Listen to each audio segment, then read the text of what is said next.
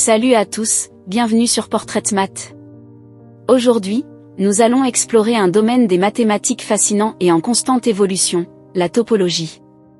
Oui, la topologie. Mais qu'est-ce que c'est?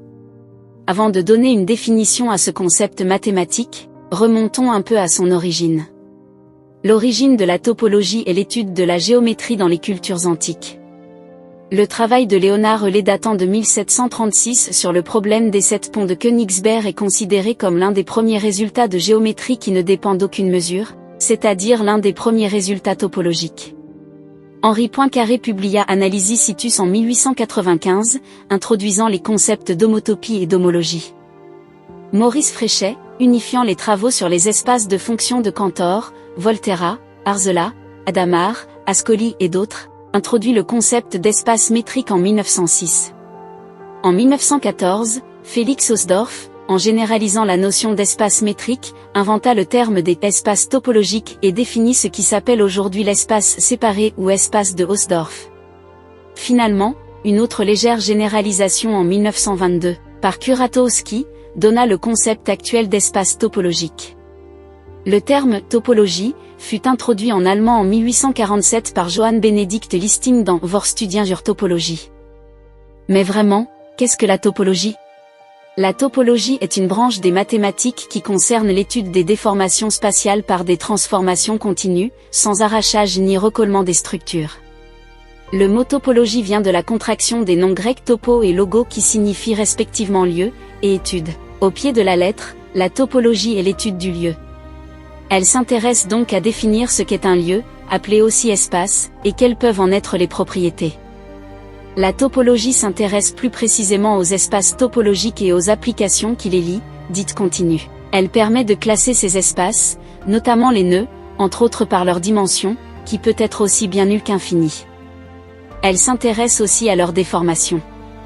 En analyse, grâce aux informations qu'elle fournit sur l'espace considéré, elle permet d'obtenir un certain nombre de résultats, existence et ou unicité de solutions d'équations différentielles, notamment.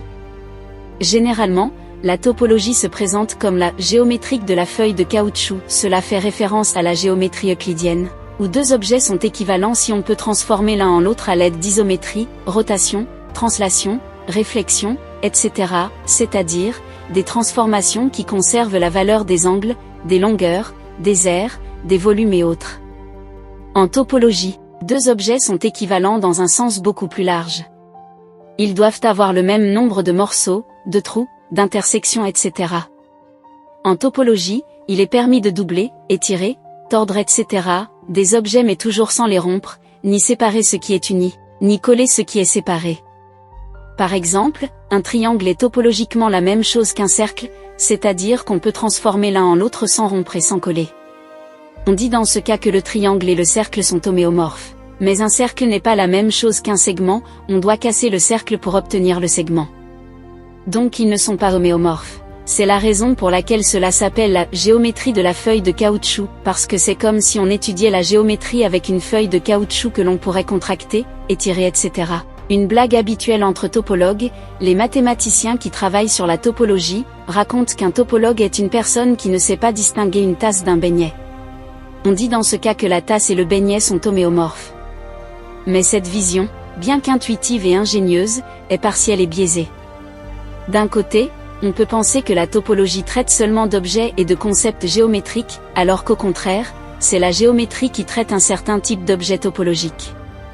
D'un autre côté, dans beaucoup de cas, il est impossible de donner l'image d'une interprétation d'un problème topologique, ou de certains concepts.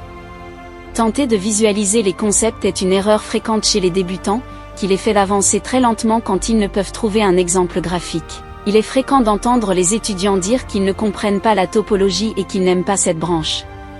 Généralement, on doit cette détestation au fait que le problème ne peut pas être visualisé par un dessin. Finalement, la topologie se nourrit aussi de concepts dont l'inspiration provient de l'analyse mathématique. On peut dire que presque la totalité des concepts et idées de cette branche sont des concepts et idées topologiques. Si vous avez aimé cette vidéo et que vous souhaitez voir plus de contenu mathématique passionnant comme celui-ci, n'oubliez pas de vous abonner à notre chaîne en cliquant sur le bouton d'abonnement ci-dessous. Cela nous aidera à continuer à produire du contenu de qualité pour vous.